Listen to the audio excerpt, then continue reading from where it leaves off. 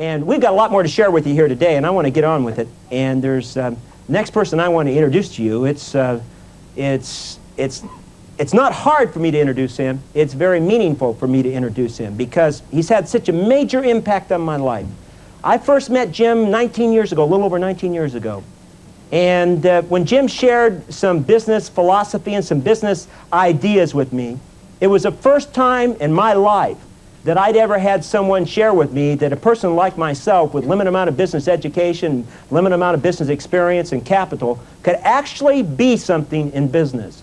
And when he shared it with me, it was like I took off the self-imposed limitations I had on myself, and I said, listen, these ideas have worked for him. They're common sense. I think they'll work for me. I put them into practice.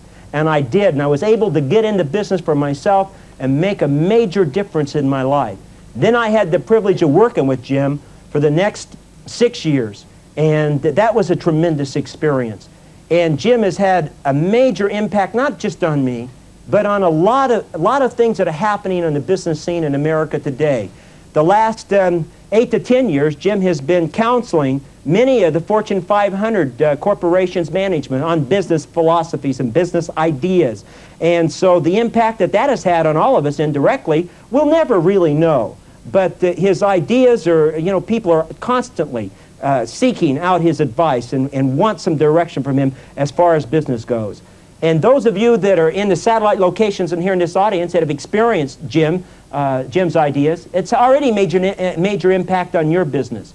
But there's another impact that Jim has, and that's his impact behind the scenes of Herbalife that you don't get the experience directly.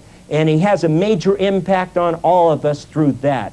His business ideas and philosophy are at the top of the list. There's no way to compare them. And I don't know, the best way that I can really introduce him is have him just share some of those things with you.